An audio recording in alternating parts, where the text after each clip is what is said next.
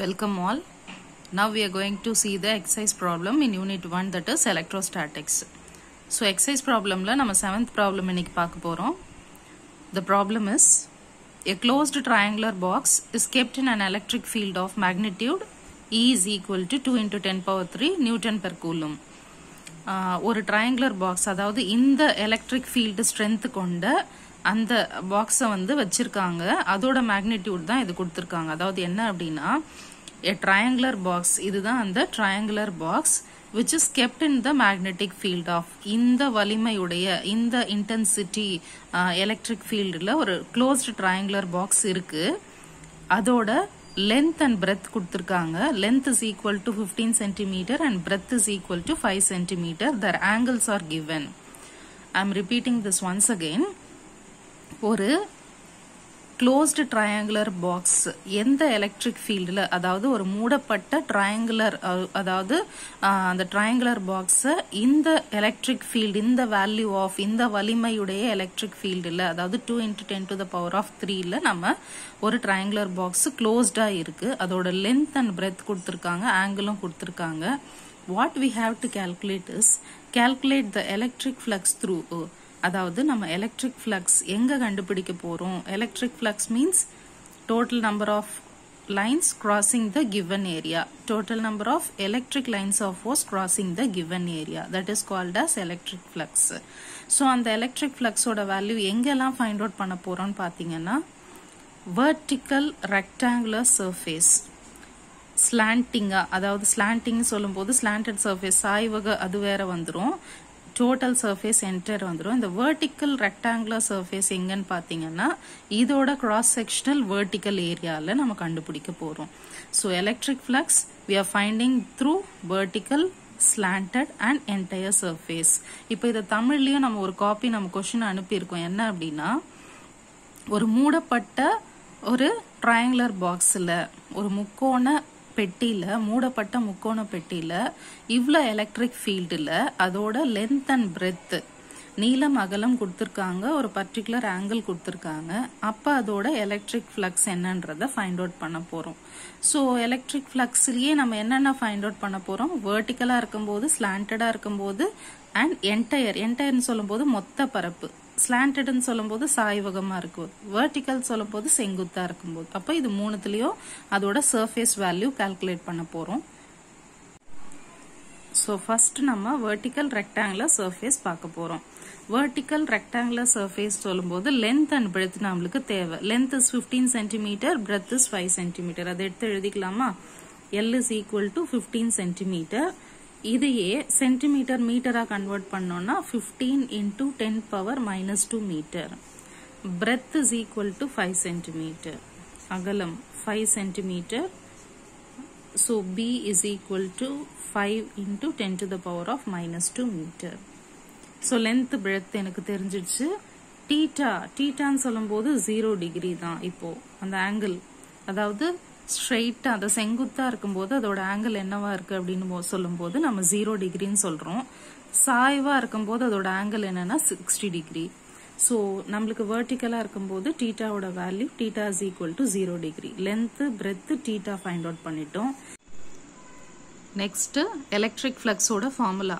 phi of E is equal to closed integral E dot ds cos theta. Electric flux நம்ம மின்பாயத்தை இப்போ கணக்கிட போறோம். So இப்போ இந்த ஃபார்முலா நம்மளுக்கு கிடைச்சது. என்ன formula? phi E is equal to closed integral E dot ds. இந்த cos theta, ஏற்கனவே நம்ம தீட்டாவோட வேல்யூ இப்போ கண்டுபிடிச்சது என்ன அப்படின்னா theta is equal to 0 degree. So அப்ப தீட்டான்ற இடத்துல என்ன எழுத போறேன் அப்படின்னா cos 0 degree. Okay. So phi E is equal to, so phi E is equal to எழுதிட்டோம், E ds cos theta எழுதிட்டோம். இந்த E இருக்கு, ds அப்படின்னு சொல்லும்போது ஒரு ஸ்மால் சர்ஃபேஸ். எது? இந்த ட்ரையாங்குலர் பாக்ஸ்ல ஸ்மால் சர்ஃபேஸ். அப்ப சர்ஃபேஸ்னா எது நம்ம மீன் பண்ணுது அப்படின்னா area of the triangular box. So closed integral over ds எதை மீன் பண்ணுது அப்படின்னா A. So cos 0, sin 0 0, cos 0 1. அதனால அதோட வேல்யூ 1 ஆயிடுச்சு. So phi E is equal to E dot, இந்த ds க்கு பதில் நான் ஏரியான்னு எடுத்துக்கிறேன். Phi of E is equal to E ஏரியாவோட formula length into breadth. Okay, so 5E is equal to E into ஈயோட வேல்யூவும் நம்மளுக்கு தெரியும், அதையும் நம்ம எழுதிடலாமா? இப்போவே இன்னொரு ஸ்டெப் போட வேணாம், ஈயோட வேல்யூவும் கால்குலேட் பண்ணிடலாம். E is equal to 2 into 10 power 3. So 2 into 10 power 3 into length and breadth. So L and B இந்த வேல்யூவும் எழுதிடலாம். Length is 15 into 10 power minus 2. Breadth 5 into 10 power minus 2. So phi of E is equal to மின்பாயத்தோட value, electric ஃப்ளக்ஸோட value find out பண்றோம். So இப்போ பார்த்தீங்கன்னா 15 2s are 30. 30 into 5 150 into 10 power. இங்கே 3 இருக்கு, -2 -2 -4, இது ரெண்டுத்தையும் சேர்த்தா -4ன்னு கிடைக்கும். அப்போ -4ல 3 போச்சுன்னா -1. மறுபடியும் சொல்றேன், 2 into 15 30, 30 into 5 150. இங்க 10 ஓட பவர் வேல்யூ பார்த்துக்கோங்க, -2 -2 -4, அதுல 3 போச்சு அப்படின்னா -1. ஸோ அதையும் எடுத்து எழுதிட்டேன். இதோட யூனிட் பார்த்தீங்கன்னா, இதோட யூனிட் ஃப்ளக்ஸோட unit newton metre square per coulomb. So இதுதான் இதோட வேல்யூ அப்படின்னு பார்த்தீங்கன்னா நம்மளுக்கு மின்பாயம், ஐ மீன் எலக்ட்ரிக் ஃப்ளக்ஸோட வேல்யூ. ஸோ நம்ம இருக்கிற அந்த ஃபைனல் வேல்யூ எடுத்துட்டேன். இப்போ புக் ஆன்சர் இதையும் வேற எப்படி எழுதலாம்னா 5 is equal to -1ன்னு சொன்னா அந்த 0 கேன்சல் பண்ணிடலாமா? இந்த வேல்யூவும் இதையும் கேன்சல் பண்ணா இது டிவைடட் பை 10ன்னு தானே அர்த்தம். 150 into 10 power -1னா டிவைடட் பை 10. அப்போ 0 0 கேன்சல் ஆச்சுன்னா இங்க மீதி என்ன இருக்கும்? 15 newton metre square per coulomb. So இதுதான் என்ன அப்படின்னா நம்மளுக்கு இதை சிம்பிளிஃபை பண்ணி கிடைச்ச ஆன்சர். செகண்ட் பாயிண்ட் கண்டுபிடிக்க வேண்டியது என்னன்னா ஸ்லாண்டட் சர்ஃபேஸ், சாய்வான பரப்பளவு கண்டுபிடிக்க போறோம். ஸோ அந்த பாக்ஸ் இப்படி இருக்கு, அந்த பாக்ஸ்ல நம்ம ஸ்லாண்டட், இந்த ஸ்லாண்டட் பொசிஷன் மட்டும் தான் கண்டுபிடிக்க போறோம். அதை தான் என்ன எழுதியிருக்கேன் அப்படின்னா நம்ம எக்ஸ் அப்படின்னு எழுதியிருக்கேன். கண்டுபிடிக்க வேண்டியதை எக்ஸ் அப்படின்னு சொல்லிட்டு நம்ம எழுதியிருக்கிறோம். ஓகே, ஸோ இது என்ன அப்படின்னா நம்மளுக்கு சைட்ஸ் தெரியும். பேஸ் வந்து adjacent side, longest side hypotenuse, opposite side இது ஆங்கிளுக்கு. ஓகே, ஸோ இந்த சைட்ஸ் எல்லாமே தெரியும். இதுல ஃபர்ஸ்ட் நம்ம சைன் வேல்யூ கண்டுபிடிச்சிடலாம். Sine theta is equal to formula எழுதணும் அப்படின்னா opposite side by hypotenuse side, இதுதான் சைன் தீட்டாவோட ஃபார்முலா. இப்போ இது ஃபார்முலா எழுதிட்டோம், நம்ம வேல்யூஸ் எல்லாம் எடுத்துக்கலாமா? இப்போ theta is equal to 60 degree. So இந்த ஆங்கிள் நம்மளுக்கு தெரிஞ்சிடுச்சு. Length is equal to 15 into 10 power minus 2 meter. Breadth is equal to 5 into 10 power minus 2 meter. So நம்மளுக்கு வேல்யூஸ் எல்லாம் தெரியும், இதுல அப்ளை பண்ண போறோம். So sin தீட்டாவுக்கு பதில் என்ன கொடுக்க போறேன்? 60 degree is equal to opposite side எது 5 by hypotenuse side எது தெரியல x. அப்ப நான் x தானே ஃபைண்ட் அவுட் பண்ணணும். அப்ப x இந்த பக்கம் போகும்போது, எங்க லெஃப்ட் ஹேண்ட் சைட் போகும்போது x is equal to 5 by sin 60 degree. So this implies that x is equal to 5 by sin 60 ஓட வேல்யூ என்ன அப்படின்னா 1/2. ஓகேவா? ஸோ நம்மளுக்கு sin 60 ஓட வேல்யூ தெரியும். இதெல்லாம் ஆங்கிள்ஸ் தெரிஞ்சாதான் என்ன பண்ண முடியும் அப்படின்னா நம்மளுக்கு ஒர்க் அவுட் பண்ண முடியும். So x is equal to 5. இந்த டினாமினேட்டருக்கு எங்க போகும் அப்படின்னா நியூமரேட்டருக்கு போகும். into 2. அப்போ x is equal to 10. அதோட வேல்யூ நம்மளுக்கு கிடைச்சதா? 10ன்னு சொல்லிட்டு ஒரு வேல்யூ, அதோட யூனிட்ஸ் போட்டு நம்ம இப்ப எழுத போறோம். ஸோ 5 டினாமினேட்டர், இது நியூமரேட்டர், இது டினாமினேட்டர். டினாமினேட்டருக்கு எங்க போகும்னா நியூமரேட்டருக்கு போகும். 5 into 2 10ன்னு சொல்லி எழுதிட்டோம். எக்ஸ்னா என்னது? இது சைடு, இது 5 சென்டிமீட்டர், அதுதான் இன்டூ 10 power minus 2 மீட்டர்னு எழுதியிருக்கேன். இது என்னது? நம்மளுக்கு எக்ஸ்ன்றது சைடு, அப்ப சென்டிமீட்டர். அப்போ 10 சென்டிமீட்டர்னும் எழுதலாம், இல்லனா x is equal to 10 into 10 power minus 2 meter அப்படின்னும் எழுதலாம் நம்ம வேல்யூஸ். ஓகேவா? ஸோ எக்ஸ் வேல்யூ கண்டுபிடிச்சிட்டோம். அடுத்தது என்ன பண்ண போறோம்? மின்பாயம், அதாவது எலக்ட்ரிக் ஃபிளக்ஸ் ஃபைண்ட் அவுட் பண்ண போறோம். எலக்ட்ரிக் ஃபிளக்ஸோட formula 5E is equal to E dot ds cos theta, closed integral E dot ds cos theta. So 5E is equal to closed integral E dot ds cos theta. இங்க angle என்ன அப்படின்னா 60 degree. So cos 60 degree அப்படின்னு எழுதிக்கிறோம், which is equal to E as usual. இது ds என்றது small surface, அது ஏரியான்னு எடுத்துட்டேன். cos 60 ஓட வேல்யூ என்னன்னா 1/2. அவ்வளவுதான். ஓகேவா? So phi of E is equal to E A ஓட வேல்யூ என்ன? Area. Area is equal to length into breadth. இங்க என்ன பாருங்க, லென்த்னு சொல்றது இங்க நம்மளுக்கு breadth கொடுத்திருக்கான். லென்த் என்னன்னா 15 சென்டிமீட்டர். அது நம்ம முன்னாடி இருக்க டயக்ராம்ல நம்மளுக்கு நல்லா தெரியும். அப்போ area is equal to length into x. breadthன்றது இங்க நம்மளுக்கு தெரியல, அதனால x நம்ம வச்சுக்கிறோம். by ஏரியாக்கு பதில் நான் length into x ன்னு எழுதிட்டேன். by as usual என்ன இருக்கு அப்படின்னா 2ன்னு இருக்கு, இங்க வேற ஒண்ணுமே இல்ல. So phi of E is equal to E dot ds cos 60 degree. ds small surface is turned into area. அது ஏரியாவா எடுத்துக்கிட்டோம். cos 60 ஓட வேல்யூ 1/2. ஏரியா வந்து length into x, அந்த breadth distance எடுத்துக்கிட்டோம், தெரியாதது, divided by 2. ஓகே, சோ இந்த ஃபார்முலால நம்ம இப்ப வேல்யூ அப்ளை பண்ண போறோம். E ஓட வேல்யூ தெரியும், L ஓட வேல்யூ 15 தெரியும், X ஓட வேல்யூ கண்டுபிடிச்சதும் தெரியும். சோ அப்ளை பண்ணா நம்மளுக்கு செகண்ட் சாய்வக பரப்பு, அதாவது slanted surfaceம் கண்டுபிடிச்சிடலாம். So அதே நம்ம ஃபார்முலா எடுத்துக்கிட்டோம். So phi of E is equal to E ஓட வேல்யூ 2 into 10 power 3, L ஓட value 15 into 10 power minus 2 meter, X ஓட வேல்யூ இப்ப கண்டுபிடிச்சது 10 into 10 power minus 2 meter. So divided by 2. Okay, இந்த மாதிரி ஒரு வேல்யூஸ் கிடைச்சது. So phi of E is equal to 2 இங்கேயே கேன்சல் பண்ணிடலாம். So 15 into 10 150 minus 2 minus 4, இங்கே ஒரு 3 வேல்யூ -1, அப்போ 10 power -1. So phi of E as usual 150. இது எப்படி எழுதலாம் அப்படின்னா 150 divided by 10. So 0 கேன்சல் ஆச்சுன்னா என்ன இருக்கும்? 15. இந்த மின்பாயம், அதாவது எலக்ட்ரிக் ஃப்ளக்ஸ் ஓட யூனிட் என்னன்னா newton metre square per coulomb. So second ஓட வேல்யூ, அதாவது slanted surfaceம் நம்ம ஃபைண்ட் அவுட் பண்ணிட்டோம். The third thing is total surface.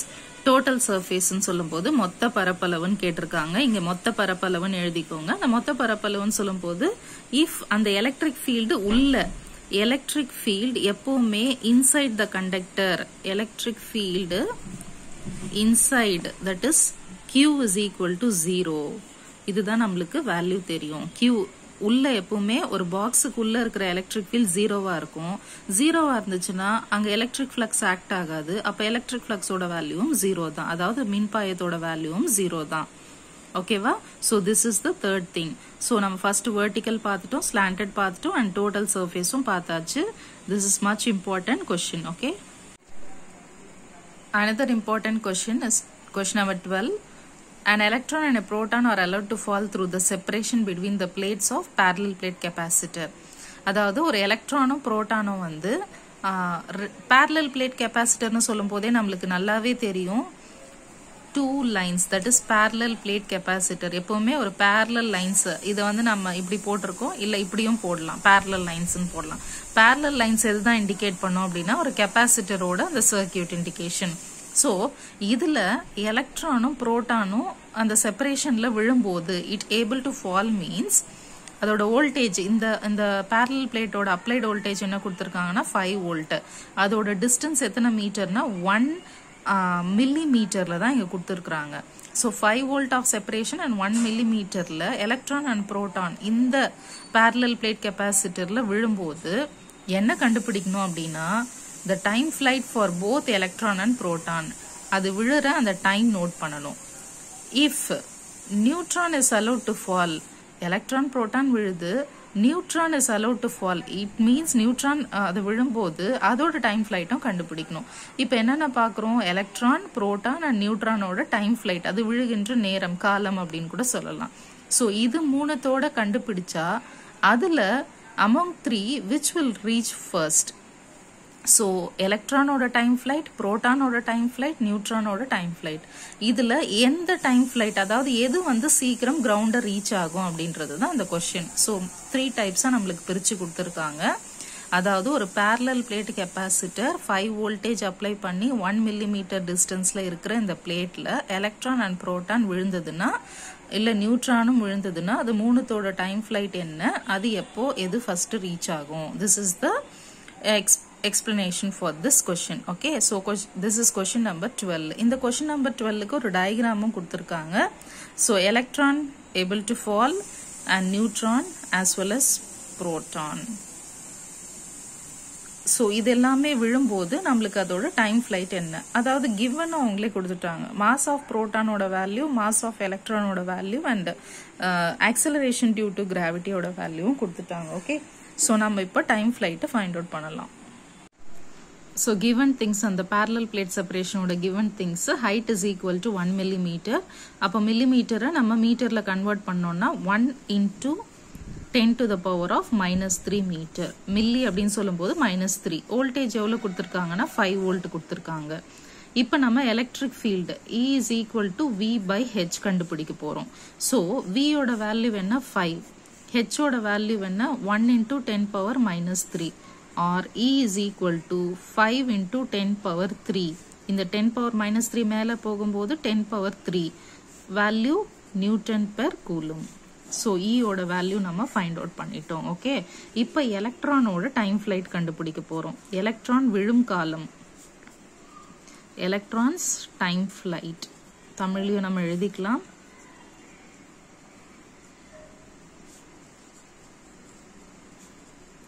So electron விழும் காலம் கண்டுபிடிக்கலாமா?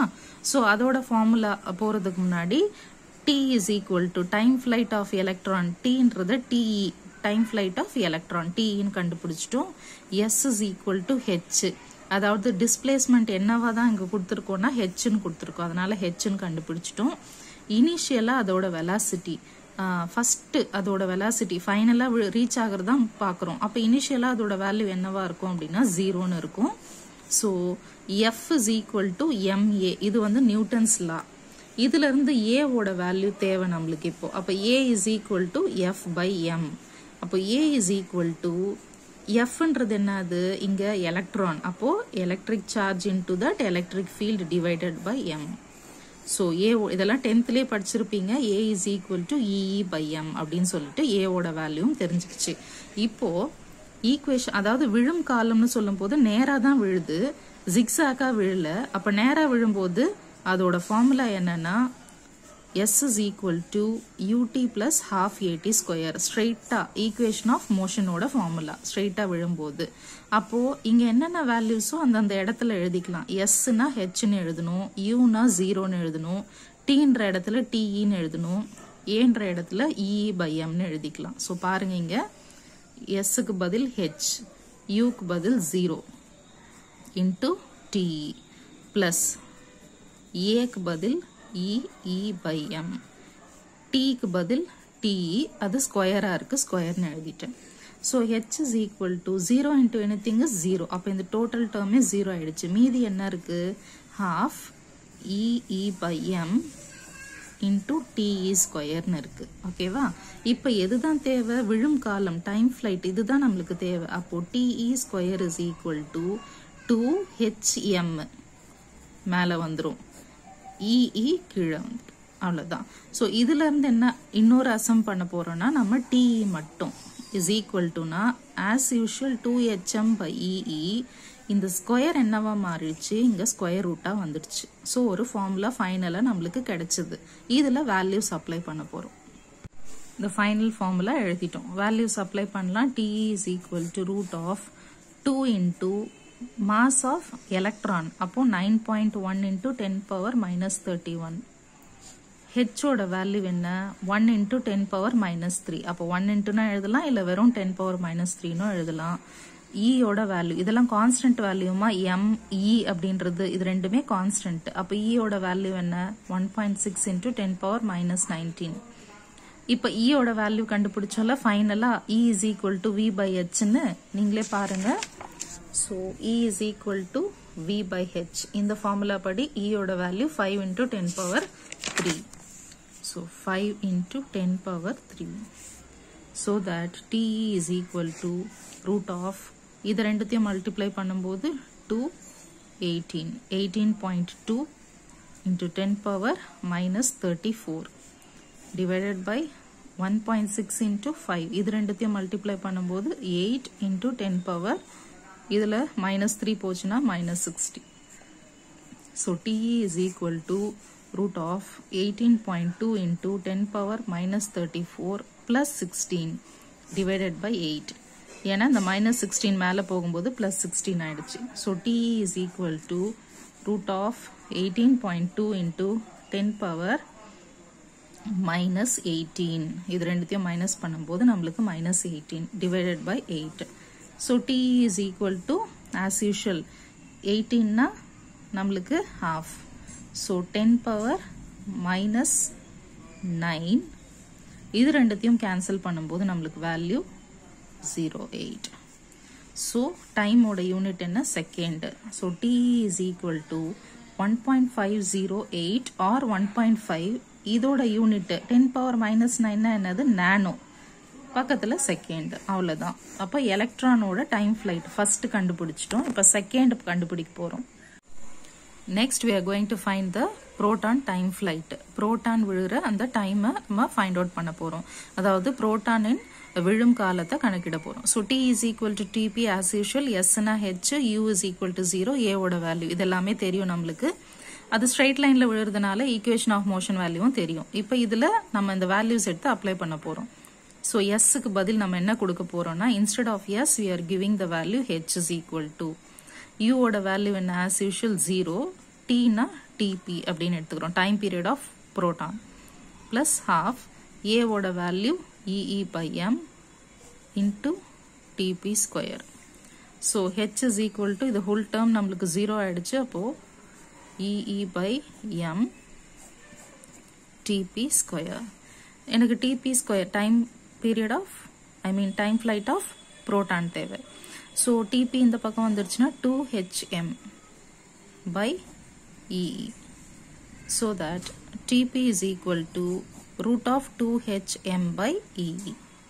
So இந்த ஸ்கொயர் மட்டும் ஸ்கொயர் ரூட்டை எடுத்துட்டு போயிட்டேன். இதில் வேல்யூஸ் நம்ம சப்ஸ்டியூட் பண்ண போகிறோம். So TP is equal to root of 2 into H ஓட வேல்யூ என்ன 10 power minus 3 and mass of proton. புரோட்டானோட வேல்யூ என்ன, மாஸ் ஆஃப் புரோட்டான்னு சொல்லும் போது நம்மளுக்கு 1.6 into 10 to the power of minus 27. இதுவும் கொடுத்துடுவாங்க கொஸ்டின்லேயே. பை E ஓட வேல்யூ நம்மளுக்கு தெரியும் 1.6 into 10 to the power of minus 19. Capital E ஓட வேல்யூ ஃபர்ஸ்டே கண்டுபிடிச்சோம், என்னன்னா 5 into 10 power 3. So TP is equal to square root of square root. இங்க 1.6 1.6 cancel பண்ணிடுறோம். So 2 into 10 power 27, 28, 29, 30. So minus 30 divided by 5. இங்க 19 minus 3 என்ன 16. அப்ப இந்த minus 16 மேல போகும்போது plus 16. So TP is equal to square root of 2 into 10 power. இது ரெண்டுத்தையும் மைனஸ் பண்ணும்போது minus 14 divided by 5. Okay. Again TP is equal to நம்மளுக்கு இந்த வேல்யூ எந்த வேல்யூன்னு சொல்லும் போது 2 divided by 5 is 0.4 into 10 power minus 14. Okay. So TP is equal to 0.4. அதாவது இங்க 0.4, அதாவது 14 ஒரு டெசிமல் எடுத்துக்கிறோம் அப்படின்னா, அதாவது இன்னும் ஒரு டெசிமல்னு சொல்லும் போது நம்ம இதை 40 ஆக்குறோம் அப்படின்னு சொல்லும் போது ஒரு வேல்யூ, ஸ்கொயர் ரூட்னு சொல்லும் போது ரெண்டு வேல்யூ. அப்போ 40 into 10 to the power of minus 16. Okay, square ரூட்ல இருக்கும்போது 2 times, 14, 15, 16, 14 எடுத்துக்கிறேன். So TP ஓட final value, then TP is equal to on value, getting the value, square root of 40 is 6.325 into 10 power minus 9. இங்க TP ஓட value கிடைச்சது as usual 9 ன்னு சொல்லும் போது நானோன்னு எழுதுறோம். So 6.3 நானோ செகண்ட் அப்படின்ட்டு நம்மளுக்கு ஒரு டைம் ஃபிளைட் கிடைக்குது. எதோட time ஃபிளைட்னா the time flight of proton. So next is time flight for neutron. As usual T is equal to 2n, S is equal to h and A is equal to g. அதாவது neutron நம்மளோட, அதாவது gravitational force, இந்த acceleration எதுக்கு equal அப்படின்னா gravitational ஃபோர்ஸ்க்கு equal, அதனால A is equal to g ன்னு எழுதியிருக்கேன். இப்போ சேம் ஃபார்முலா நம்ம எடுத்துக்கிறோம். S is equal to ut plus half a t square. So as usual u is equal to 0 மா. S க்கு பதில் h ன்னு போடுறோம், u க்கு பதில் 0, t tn plus half a. Instead of a we are substituting the value g, t க்கு பதில் tn square. So h is equal to half g tn square. இப்போ நம்மளுக்கு tn square தான் தேவை. tn square is equal to 2h by g ன்னு வரும். இதை tn மட்டும்னா அந்த ஸ்கொயர், இந்த ஸ்கொயர் இந்த பக்கம் போகும்போது ஸ்கொயர் ரூட் ஆகிடும் 2h by g அப்படின்றது நம்மளுக்கு கிடைக்கும். So tn is equal to square root of 2, h ஓட வேல்யூ -3, g ஓட வேல்யூ கொஷின்லேயே கொடுத்தது 10. So tn is equal to 2 into 10 power -3, இங்கே 1 மேலே போகும்போது நம்மளுக்கு -4ன்னு கிடைக்கும். So tn is equal to square root of 2 ஓட வேல்யூ 1.414. இது ஸ்கொயர் ரூட்னு போகும்போது half value. So second tn is equal to இந்த value 1.414 into 10 power -2 second.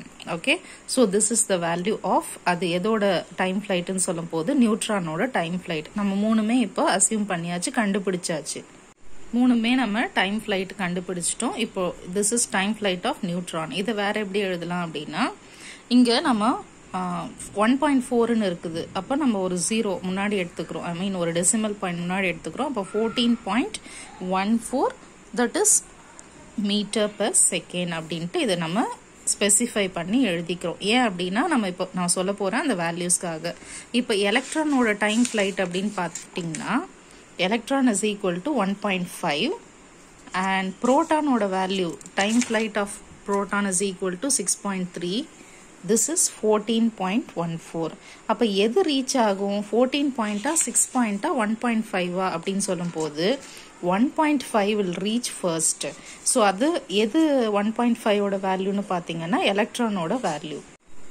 So finally the electron will reach first. அந்த parallel plate capacitor 5 voltage நம்மளுக்கு separationல எது reach ஆகும் firstன்னு பார்த்தீங்கன்னா electron, because the time period is 1.508 nanosecond. so இதுதான் வந்து நம்மளுக்கு first reach ஆகும். This is the final answer.